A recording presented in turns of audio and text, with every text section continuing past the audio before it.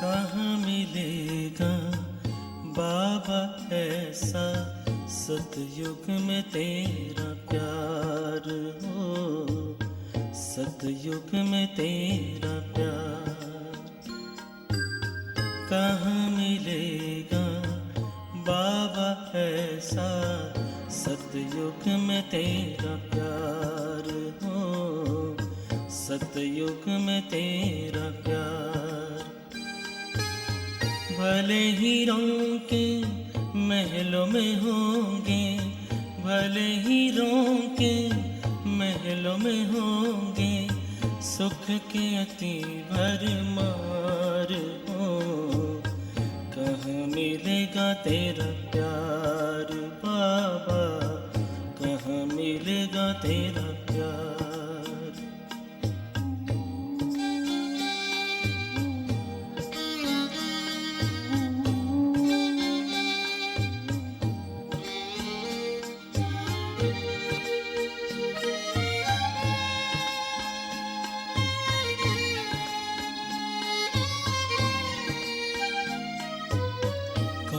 सुनाएगा मुरली वहाँ, बाबा बिना दिल लगेगा कहाँ।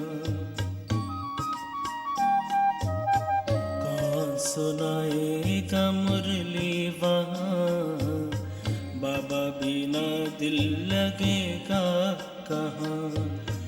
कौन करेगा तेरे सिवा बाबा, कौन करेगा तेरे सिवा बाबा, रोज हमें श्रृंगार हो। कहाँ मिलेगा तेरा प्यार बाबा, कहाँ मिलेगा तेरा प्यार।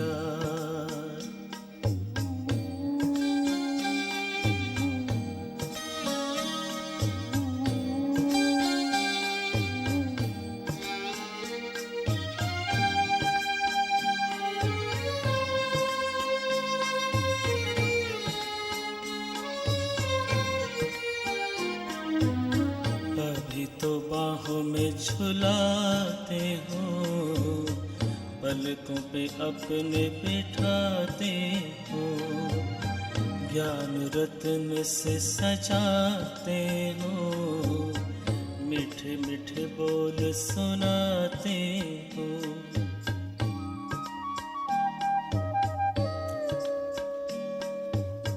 अभी तो बाहों में झुलाते हो। सभी भाई बहने आज प्यारी देवी जी को श्रद्धांजलि देने के लिए प्रस्तुत हुए। इसी उपलक्ष्य में हमने कल भी एक कार्यक्रम आयोजित किया था, घर घर बने मंदिर माताओं बहनों के लिए। क्योंकि देवी जी को वैसे तो सभी से स्नेह था, लेकिन माताओं से विशेष स्नेह था दीदी को। तो माताएं कैसे आगे बढ़ी, कैसे सशक्त बनी। तो कल एक प्रोग्राम रखा हुआ था जिसमें हमारे बीच में आदरणीय गीता दीदी जी आपके सन्मुख बैठे हैं, जो भीलवाड़ा राजस्थान से आए हुए हैं। तो दीदी जी विशेष इस प्रोग्राम के लिए आए हैं। हमारे फतेहाबाद के भाई बहनों को तो कल दीदी जी का परिचय देना ही, पर जो हमारे अन्य स्थानों से भाई बहन आए हुए हैं, तो हमारे बीच में दीदी जी आए हैं, गीता दीदी जी, और दीदी राजस्थान भीलवाड़ा सेवा केंद्र पर अपनी सेवाएं दे रहे हैं।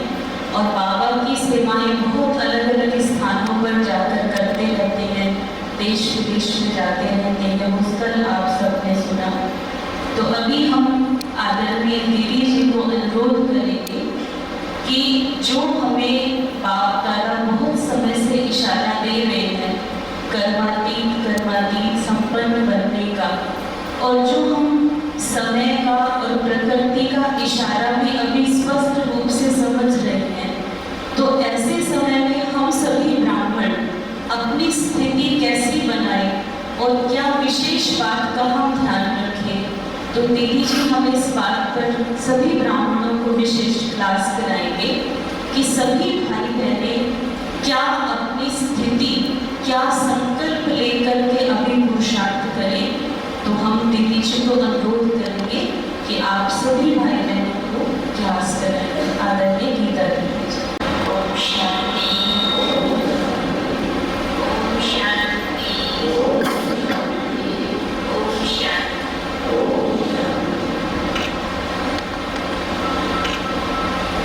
सबसे पहले तो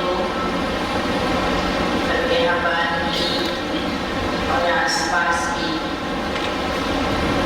ब्राह्मणों की फुलवाड़ी को, जिन्होंने अन्न वचन कर्म से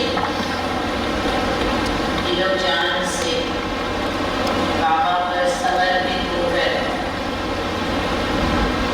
बाबा की मर्यादाओं को साथ रखकर श्रीमत का हाथ बाबा के साथ जोड़कर और जो इस क्षेत्र की इतनी सेवाएं की है, फुलवाड़ी को सींचा है और आज अव्यक्त स्वरूप में अभी भी वो जरूर इस फुलवाड़ी को अपनी सकाश, अपनी मदद, अपनी दृष्टि से, अपने संकल्पों से दे। ऐसी आदरणीय अव्यक्त स्वरूपा सीता दीदी को हम अपने दिल की गहराइयों से श्रद्धा सुमन अर्पित करते हैं। जो भी भारत की आत्माएं बाबा की गोद में चली गई, हमने ये महसूस किया है कि उनका अभी भी बहुत विशेष पाठ चल रहा है। तभी बाबा ने उन्हें विशेष सेवा अर्थ बुलाया है। ओम शांति, ओम शांति, ओम शांति।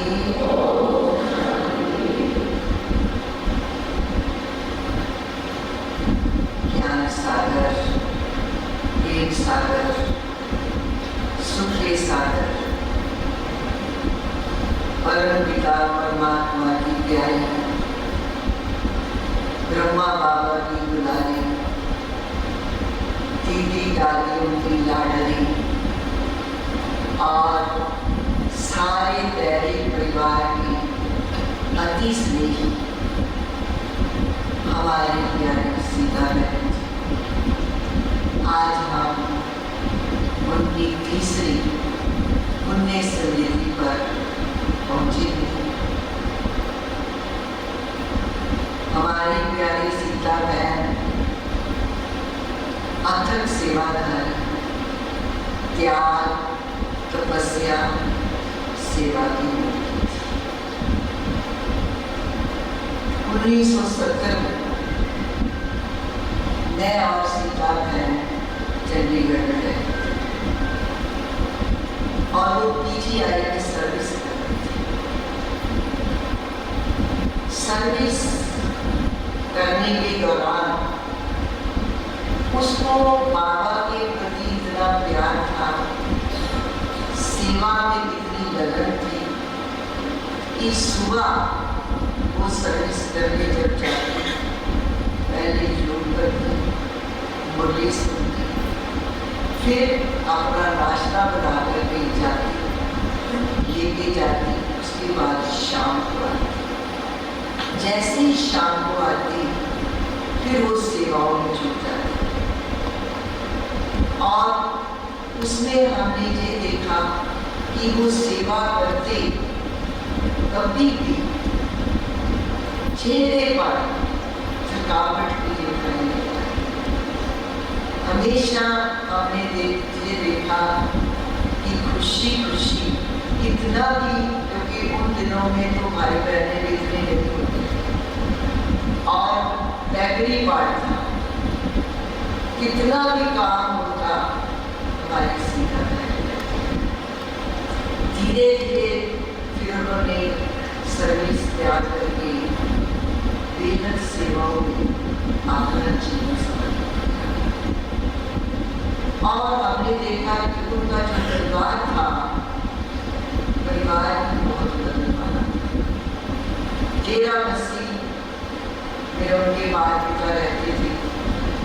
उस जमाने में जब संस्था का बहुत विरोध था और इनके माता पिता इतने लगन वाले और इतनी सेवा करते थे, जहाँ अजल देवी कहते वहाँ पर जाते, जहाँ प्रोग्राम होते वहाँ जाते। और हम भी उस गीता पाठशाला में सीता बहन के साथ क्लास कराने जाए। हमारे भी उम्र उस समय में ज़्यादा नहीं थी, लेकिन उनके माता पिता इतनी लगन वाले थे कि बहुत प्रेरणा मिलती थी हमारी। फिर समय बीता, जैसे जैसे सेवाएं बढ़ती गई तो हमारा फरीदपुर में आना हुआ और सीता बहन का फिरोजपुर कैंट में आना। तो उस समय टेलीफोन एक्सचेंज के ऊपर बिल्डिंग होती थी, बहुत पुरानी थी। अगर आप वो देखें तो आपको ऐसे लगेगा कि हमारे दीदियों ने इतना त्याग किया।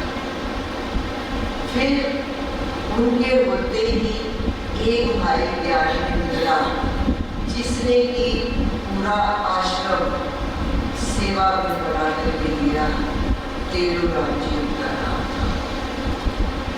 फिर उसके बाद उसने देखा जब वहाँ पर सेवाएं थी, परंतु वो बॉर्डर एरिया होने के कारण सेवाओं का आगे विस्तार नहीं हो सकता। तो कितने वर्ष सीता बहन ने वहाँ पर सेवा की और वहाँ की फुलवाड़ी को हरा भरा किया और वहाँ भी बहुत सुंदर बिल्डिंग बनाई अपने हाथों से। फिर उसको ये संकल्प चला कि हमारी जीवन सेवा में, तो इसलिए हमको जाना और बेहद की सेवाओं में जाना है। बाबा की सेवा केंद्र खोलने हैं, कन्याओं की पालना करनी है और बाबा के और बच्चों की हमने सेवा करनी। तो मुझे याद है कि फिर वो अजल दीदी के पास आई और फिर हमें मालूम पड़ा कि वो फतेहाबाद में आए और फतेहाबाद में फिर हमारे मदन भाई को सब जानते हैं, आप क्या करें। मदन भाई ने इतना सहयोग दिया, ये भी कुमार लाइफ में थे और पूरा नशा, और उस समय इतने भाई बहन नहीं हुआ करते थे, लेकिन एक खुशी, एक जुनून बाबा के बच्चे निकालने का, आत्माओं की ज्योति जलाने का एक जुनून था। और हमारे मदन भाई ने और सीता बहन और मोहिनी बहन जी की इन दीदियों की अगर आप विशेषता वर्णन करें तो कम नहीं सकती। मोहिनी बहन अपनी सीता दीदी के साथ अथक सेवा कर, आज्ञाकारी, वफादार, फरमानबरदार। ये हमारी ब्रह्मा कुमारी विश्वविद्यालय में हमारी मोहिनी दीदी एक मिसाल आई है। कंधे से गंगा मिला करके इन्होंने सीता बहन के साथ इतनी सेवाएं की और आज तक करती। और मदन भाई दान, मान, धन, हर प्रकार की सेवाओं में सहयोग किया और आज आप देख रहे हैं कि इतना सुंदर आश्रम। तो जो हमारे ये आगे भाई बहने एक एग्जाम्पल हमें क्या, हमारी सीता बहन बहुत कुछ सिखा है और छोटी है, अभी उसका जाने का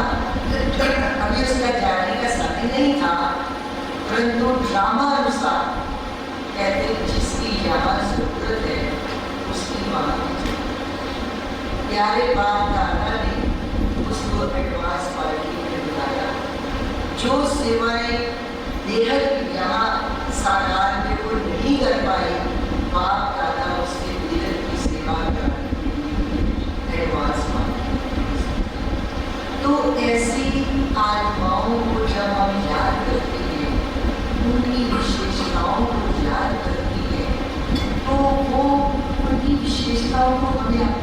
जीवन में प्रार्थना है वो हमारे से क्या चाहती है। वो यही चाहती है कि जैसे उन्होंने अथक होकर के सेवाएं की, एक लगन से बाबा की याद में मगन रहे, ऐसे हम प्यारे बाप दादा का यही संदेश दिया कि बेहद की वैराग्य बेटी। बाबा कहते बेहद की वैराग्य बेटी क्या है? हम अपने आत्म स्वरूप इस देह को भी भूल जाए। मैं देह नहीं, आज जो मनुष्य परेशान है, तनावग्रस्त है, दुखी है, अशांत है, उसका कारण क्या है? वो अपने आप मैं कौन, मेरा कौन, अंदर ये जानने का। तो मैं आत्मा फर्स्ट एंड लास्ट लेसन हमारा यही है कि मैं आत्मा शांत,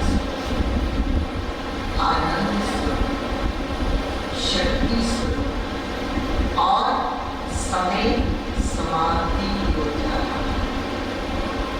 मुझे प्यारे बाबा की लगन में मगन होकर के और घर कृष्ण में रहते हुए एक की वैराग्य वृत्ति को धारण करके अपने और अनेक आत्माओं का कल्याण करना।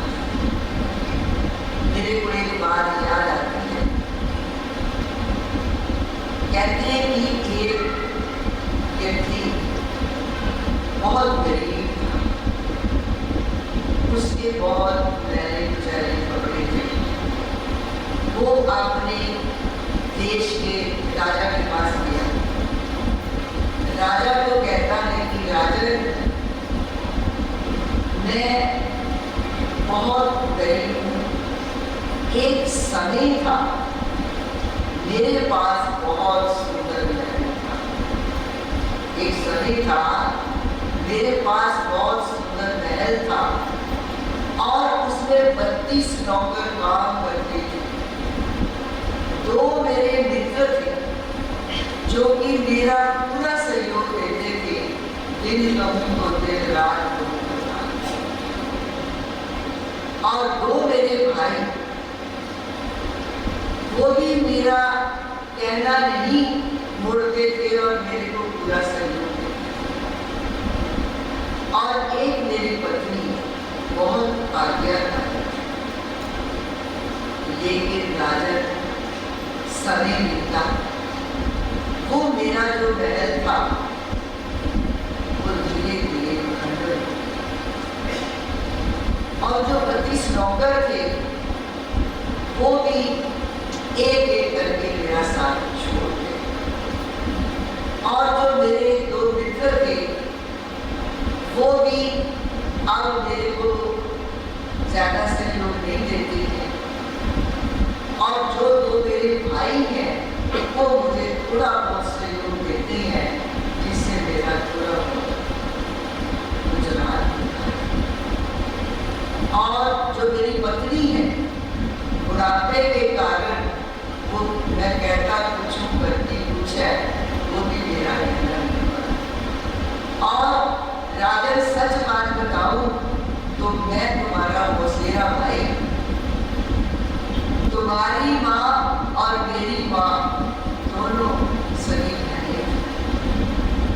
तो राजा को बहुत तरस आया।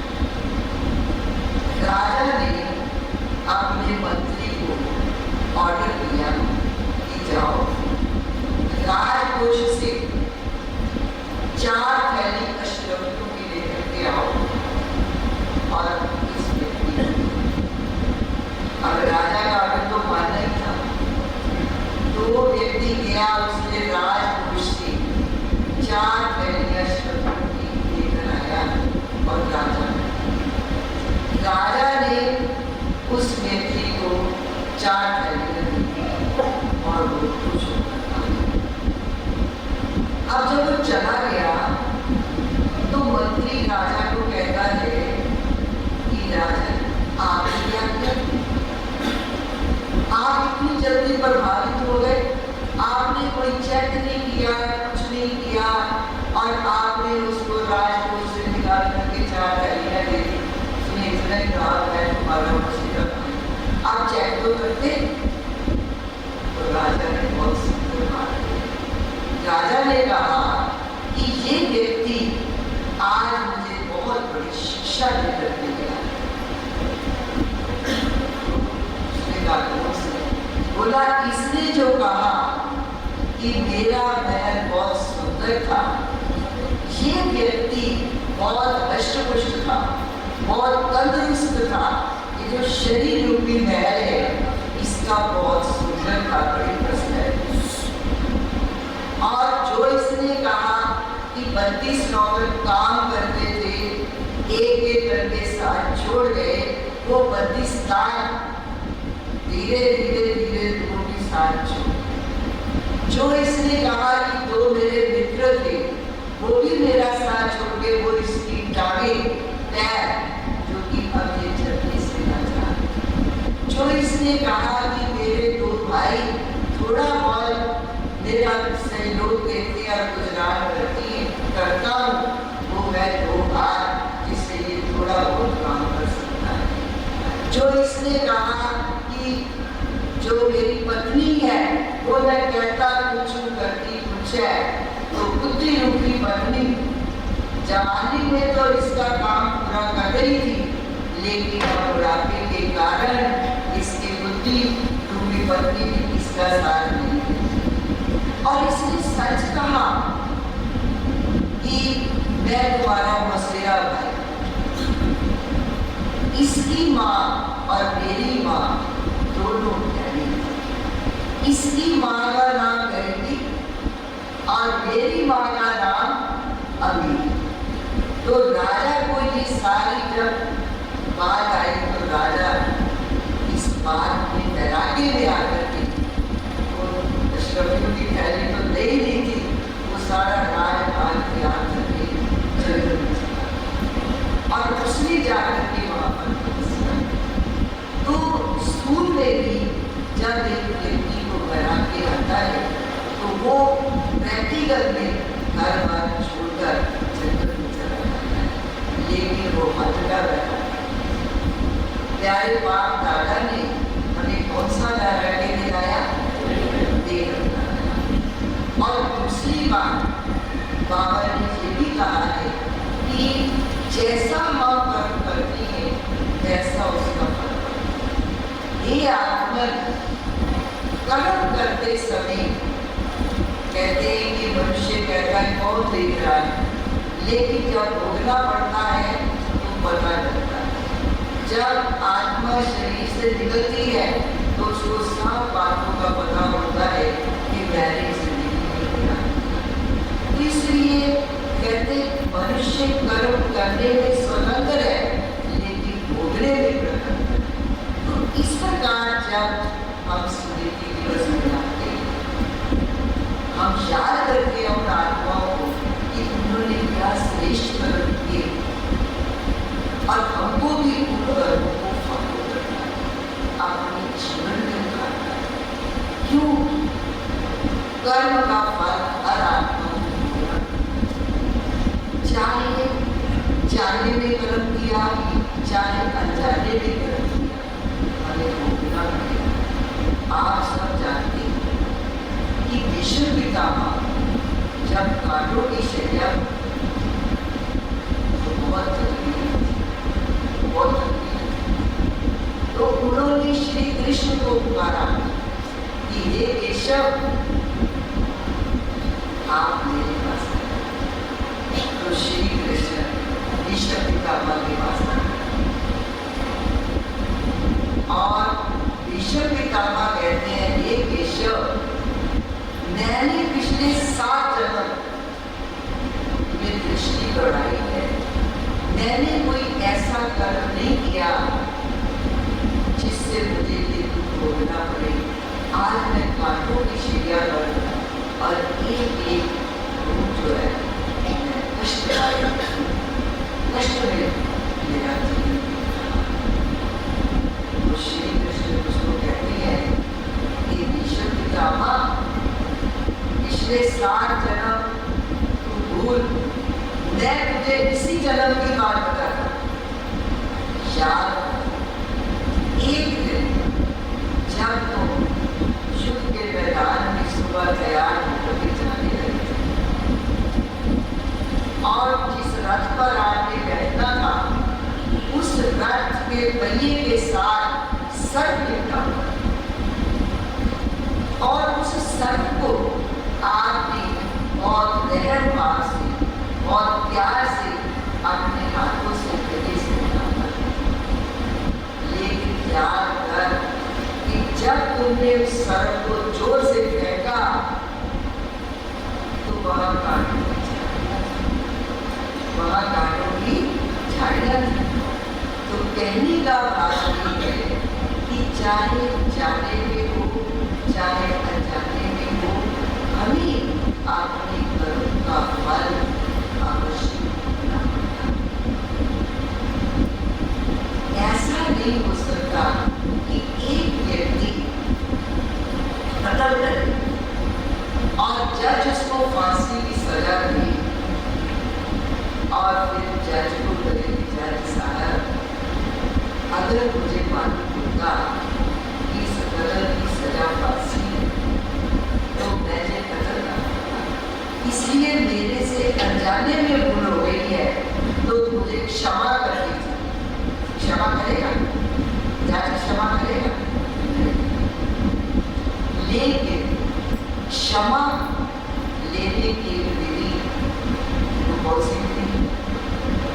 अगर वो राष्ट्रपति से अपील करता है उसके आगे और राष्ट्रपति चाहे तो उसे फांसी की सजा से छुड़ा सकता है।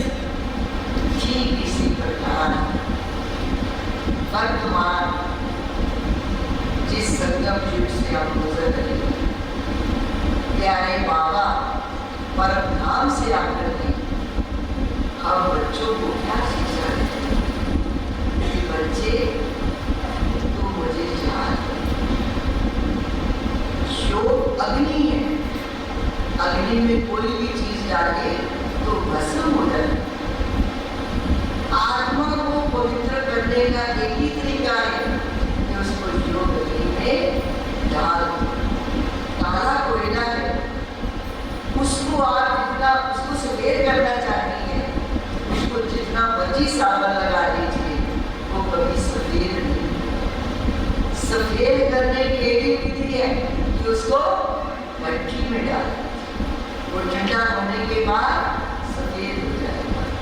इसी प्रकार प्यारे बाबा हम बच्चों को क्या कहते हैं कि बच्चे जो वर्तमान समय चल रहा है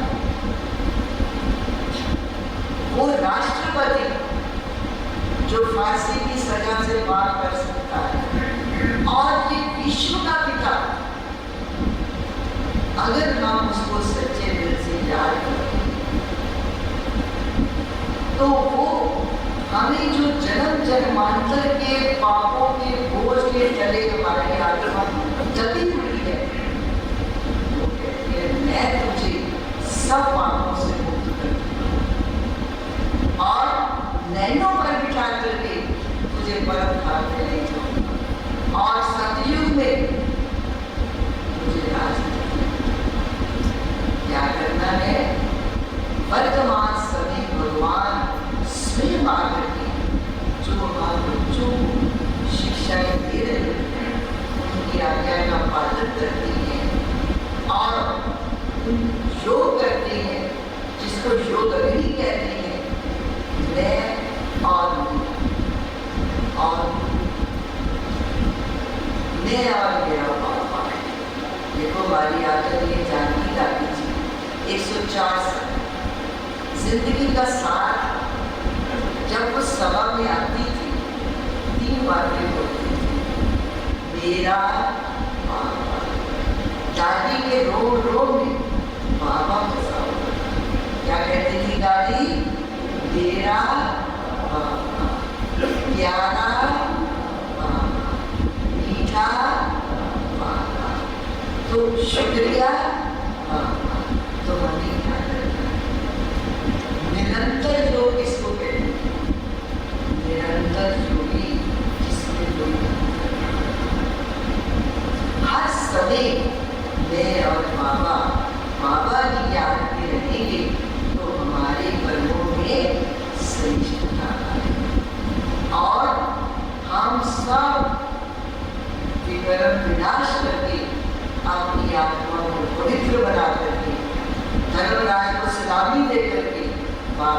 पास जाएंगे और उसके बाद फिर बाबा कहते हैं जो सतयुग में आएंगे तो अटल अखंड निर्विघ्न स्वराज्य का अधिकार होगा।